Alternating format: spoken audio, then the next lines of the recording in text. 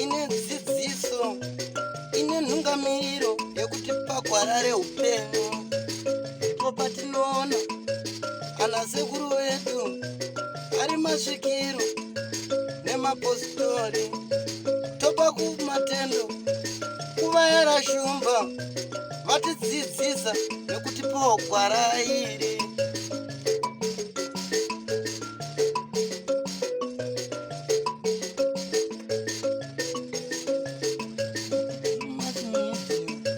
Ndiyo ine dzidziso, ndiyo inotipa isu gwara reupenyu, ndipo patinowana vanasekuru.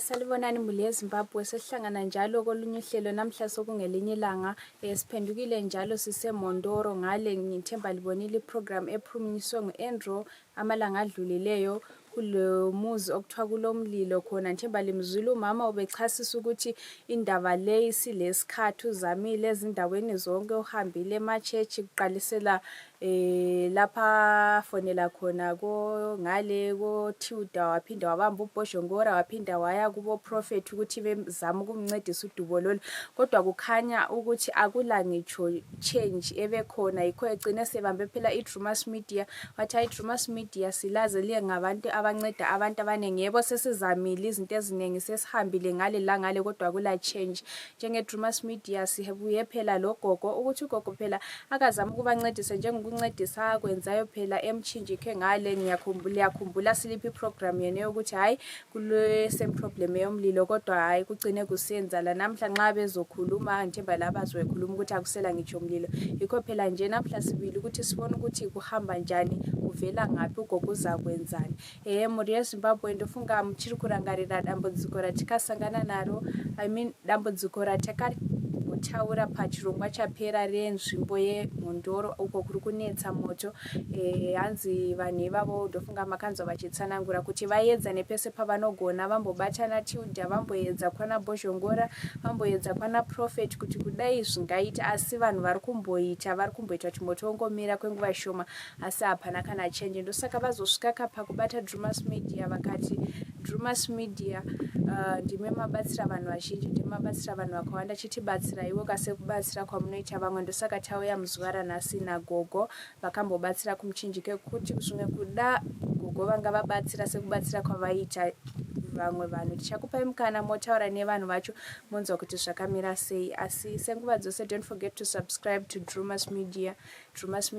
taking you to another level.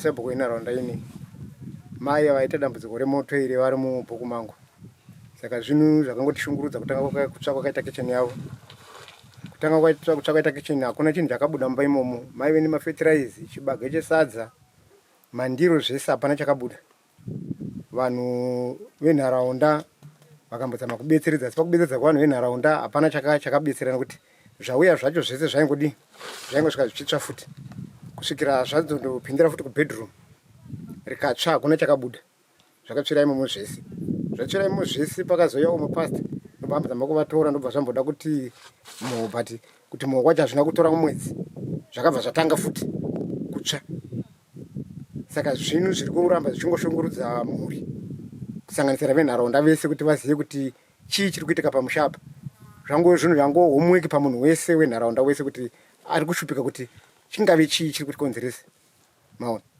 saka ndiwo mashoko angu andi kuti dai kuri kuti mhiko yaitwa yagona kubetsera mhuri kuti irarame upenyu hwakasununguka vasina zviri kuvadya mumwoyo nokuti zvinhu zvakaoma kuti urarame muraramiro wokunge mhuka musango saka tinotongochemawo kuti dai iyo mhiko yaitwa yagona kuvasunungura vave vanhuwo vanoraramawo upenyu hwavo huri nani vangodzokera pakurarama kwavo kwavaita pakutanga izvi kana ari munhu ana ari chii ari kuzviita zvidzokere kumuridzi wazvo ava vasariwo vari vanhuwo vanorarama upenyu hwavo hwakanaka sekurarama kwaingoitawo makare ndingati ndo mashoko angu iwayo.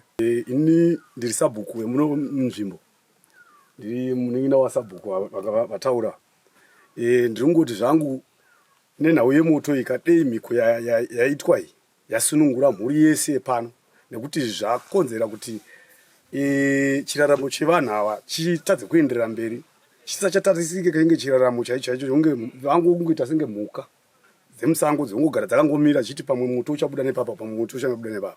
Saka ndiri ngoti zvangu dei moto uyu waitwa kuti upere zvachose. Aya ndo mashoko angu. Totenda. Pane utsva pacho paisara utsva nditi ongo ngano kore iye nemimesi utsva ushoma shoma mavhu ane utsva kana pari apo neuko mese naye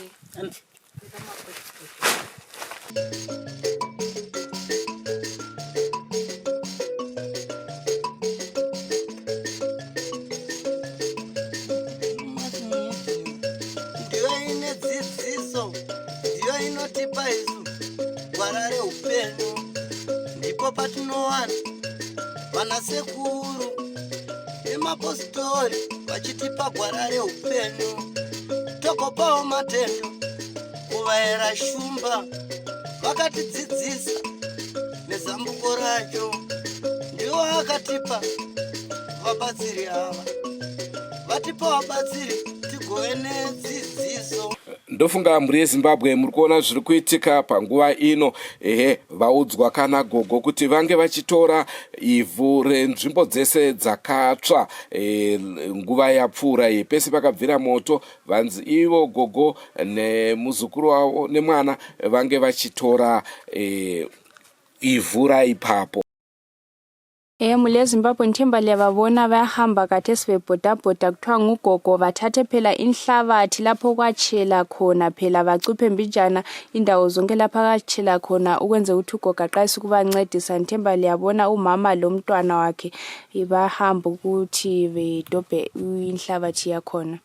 tibuye ufembo moto wakabvira tisipo munhu wese papa sina munhu pano vakanga vari uyu ndiye akanga ari pano neumwe mukomana asipo akatorara mumba imomo uyu achitamba ari pano panze musikano ndiye akatozodedzera bhodhi wake achiti kugomba uko kwakutsvawa yani mvura iyo zvakare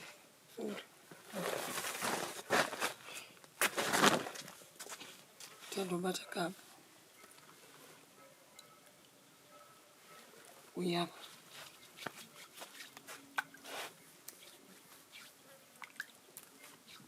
ndiye pano mvura iyi tuchera pamugoto pa next to hapa nokura mavhu netsoka dzangu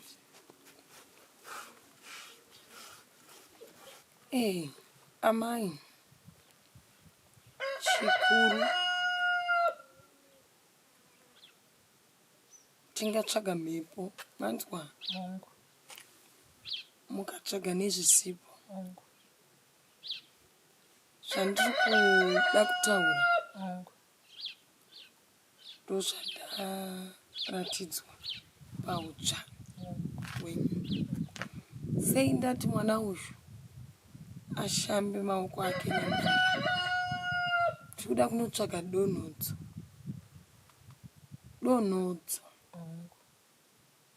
Donhodzo randati sei donhodzo, murikuda kutsvagirwa hondo, ngozi, mutorwa mwana uyu kwamuri. Muri kunzwa kutsanangura kwangu? Mutorwa ana ukamanani? Nemi. Ane dzinza rani? Rake. Nasi unomoti pamwe zviri kubva kudzinza rani? Rake. Pane zvapfeka mwana uyu. Maoko ake, muri kundinzwa? Aripo achidaira. Inini ndinenge chiti ndipei fembo shumba. Ndatojaira mofu.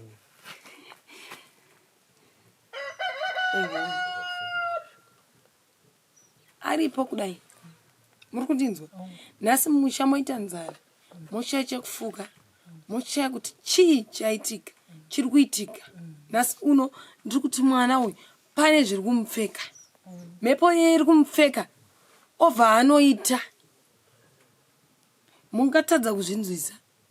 Anondidaira nemazwi ake iye mwana uyu. Sei nemhaka ye utsva uri pamusoro ndehwezvipfeko. muri kundinzwa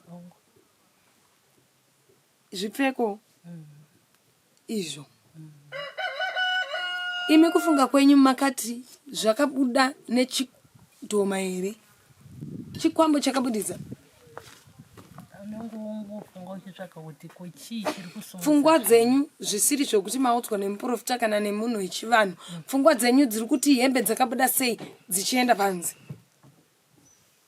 notora kuti ndo anonzi masaramusi ari kuitika masaramusi anoitika sei nechikwambo here imhepo here chii chamunoti masaramusi zviri kubva kupi amene kuti ndoti muri kuti masaramusi akabvisa hembe heromo achidai aiwa tichingofunga unongopesera uchitaura kuti chinhu chiri kutora zvinhu hembe dzichinoisako kana kuti wototi munhu umwe chete ari kubatidza moto ndiye umwe chete ari kusumudza hembe akanoisa ukoko asi usiri kungomuona chete panyama achifamba ndokutaura kwandiri kuita mungapokana nezvandiroda kuti nditaure ndati kune chiri kupfeka mwana uyu nhasi uno chaita kuti mudzungaire kwete kuti mwana uyu ari kuzvida ari kuzonopepuka zvinhu zvaita sei zvaitika mumusha maakapinda mamatsanangura memusha wekodzinza rake kwake kumusha akuna mbobvira kwaita chii moto nhasi uno aita sekunge aramwiwa asi moto uri kubva muzita rani uri kubva muropa rani muri kunzwa tsanangura kwangu anonzani anzi ropa ropa ndoda kuti undidaire wanzwa kutsanangura kwangu mwanangu ndoda kuti tipedze dambudziko usatye unodaira chaizvo usati pamwe ndiri pano pakuti ndikuchikidzira ndikukuchikidzira ndoda kuti udaire wanzwa kutsanangura kwangu hatisi kutangira poshi kuno muri kunzwa akaenda kumusha kupi kwa baba vake wakaenda kwa baba wako naika akabatidza moto ndiani chii chakaitika pai wanga urimo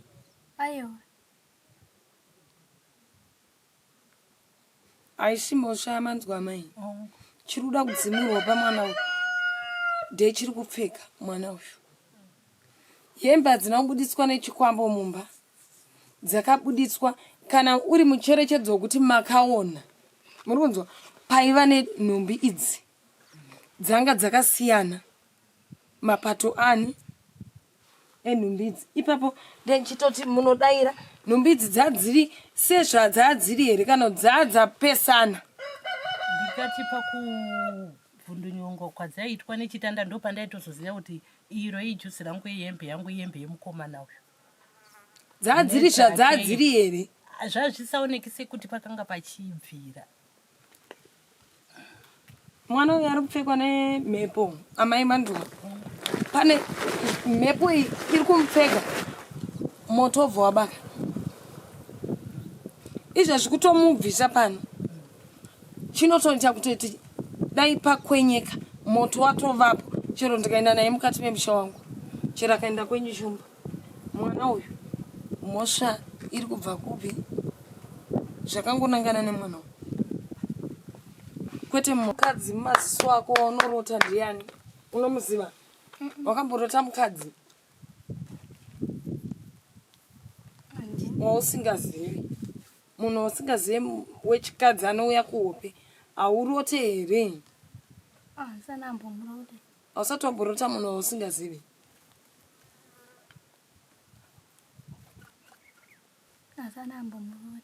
haurote usatye kupindura usavhunduki ndikutokubvunza hausati wamborota here munhu wausingazivi asi ari wechikadzi chero ari kuita zvaari kuita wakarara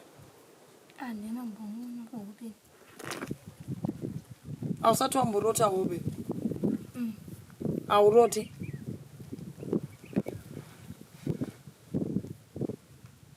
haurote here ropa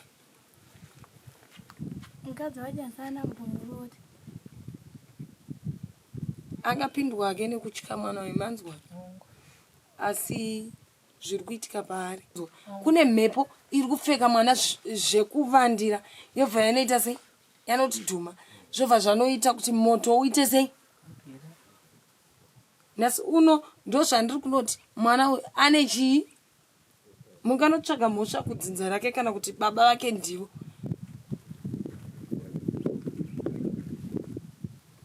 kana mune chekubvunza padare iroro hakuna kana chiri kudiwa kana kudi mhosva iri papi Alright, ngati last week pakatsva mumba unogona kungona mumba muchitsva iye asimo ndiri kuti mhosva rima riri kuuya papi zvakareka makatsva iye ari mari kutokorobha kamwana kaya kari panzendo katoti amainini ropa hamusi kuona kuti mumba muri kufunga here iye asi kuzviona sarimo mumba asiri zviri kuitika papi kuburikidza mwana upi uyu rima racho riri kuira papi zvobva zvaita kuti moto uite sei upfute kutoenda naye kwatinoenda naye ndokunonobaka moto kuno hakubake moto kutoenda naye kana 5 years pano hapo tisina moto kwaari ndokunobaka moto kutoti kungobva kwangu ini naye panapa tisipo vakomana vandotu vachona vanga vari panokwaisi imimi vakomana munofunga kuti moto uri kubatidzwa nani nechikwambo here nei pfungwa dzenyu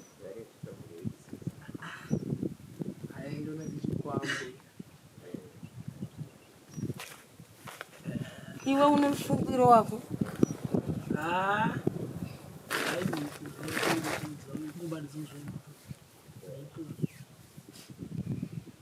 mhepo iyi iri kunopfeka chii pamwana uyu iri kuteerana nemwana upi yobva yanoita kuti mwana uyu zviitike moto uitike ari paari mamusisina mwana uyu ari kwababa wake moto ukaita sei uri kungoenda pane mwana paari nemi kuda kubarirwa nyadziso moto uri kubaka iye aripo wakambobaka here asiri kana munzvimbo muno ndozvandiri kureva wakabaka here mwana uyu asipo pano kwababa wake moto wakambobaka here before iye asati asvika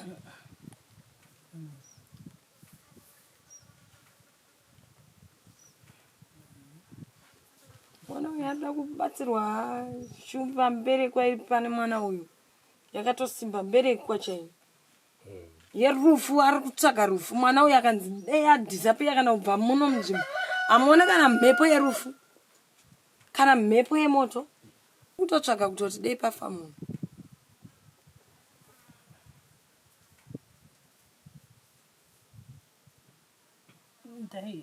kwainguri kuri kufunga kwangu kwokungoti sevanhu vanenge vachiti sezvimi musiri kuona kana kuziva kuna mai vake hazvidaro here zvichibva kuna mai vake kuti pamwe mai vake vanenge pamwe vakapararawo vanenge vari kuti nditsvageiwo pamwe ndakafa ndikati zvinodaro here zvakatosimba mhepo iri kutsvaga chii ko ini ndine dambudziko rei pazviri mushure mokunge ndichengetowo mwana wake anti ndimi munaye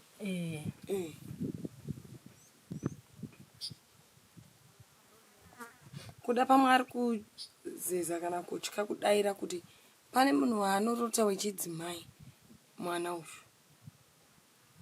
vari mai vani vari mai vake muri kuti mai ava vakaparara ndichiverenga nenguva yavagara semunhu aida mwana wake zvokuti aive nerudo rwakanyanyisa kumwana wake saka ndozotarisa nenguva yaagara ndisiri kutaura naye zvava kundipa pfungwa yekuti anogona kunge akaparara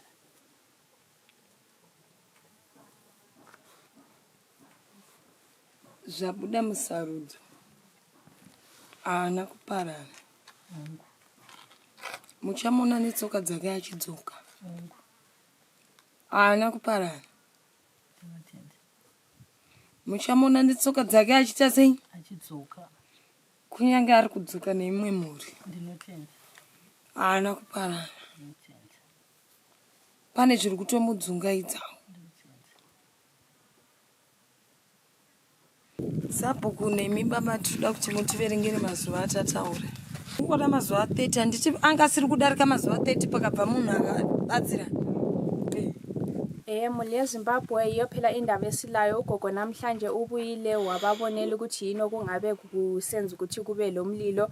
Ukhulumile ukuthi kulezinto eziningi, umntwana kulomoya omugqokayo omulandelayo oyenza ukuthi umlilo ubusitsha khonapha emzini. Ayisikho ukuthi kulezinto, kodwa into athe uyenza namhlanje yokuthi alungise achiye kulungisa ukuthi umlilo ungabi khona. Nxa kulomuntu oyenza ukuthi umlilo ubhebhe, hayi bazabona phela ama-results akhona. Nxa kuyikuthi isihlobo, whether ngumneighbor, whether ngumntwana kumbe ngubaba womntwana, bathi hayi ugogo selungisile akwenzileyo, semelele phela ukuthi 30 days. Bona bebesithi abantu ade belungisa imililo bebesithi khona kabathathi ngisho 3 days, baphonga ukuthi amalanga amalutshwana umuntu engathi yenza so umlilo kawo uyabhebha, izigqoko ziyakhitshwa, zisukunyiswa, siyafakwa le. Kodwa namhlanje ugogo esibuyelayo nguyena lwana ugogo elimaziyo, sebuyile wayenza umsebenzi awuyenzile. Thina athi sesimelele ama-results ukuthi sibone ukuthi kuzaba le change yini, umlilo uzakuma yini, kumbe nxa kulalo onguye wenza ukuthi kube lo mlilo simbone aphuma egcekeni phela, hayi lokhu kuyasokukuyo ukuthi yena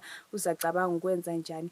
Muri yeZimbabwe ndofunga zvatavinga nhasi ndizvo zvomanzwa gogo vachitaura kuti ivo zvavakuita vakugadzira mhiko yekuti kana pane ari kukonzeresa moto kune kwese kungava kupi, wedha kumwana kana kuti kumaneighbors kana kuti ndezvepamusha panapa kubva moto, ndozvavagadzira vaisa mhiko kuti after 30 days vaone kuti kubva nhasi kuchaita here moto, sekuita kwavakaita kwamurewa kuti 30 days dzikakwana kana pane munhu anenge akonzeresa moto uchangopedzerana iye, whether achafa kana kuti pane zvichaitika paari. Saka isusu chatakumirira ma-results kuti tinzwe kuti zvichafamba sei. Update yatichazodzoka tichikupai kuti moto uchiripo here, kana pasina tokuzivisai zvekare. Kubva kwandiri Tando Class, senguva dzose don't forget to subscribe to Drewmas Media. Drewmas Media taking you to another level. Goodbye my friends, goodbye my friends, wakamboonana tichazoonana nerimwe zuva hama dzangu. Goodbye my friends, goodbye my friends,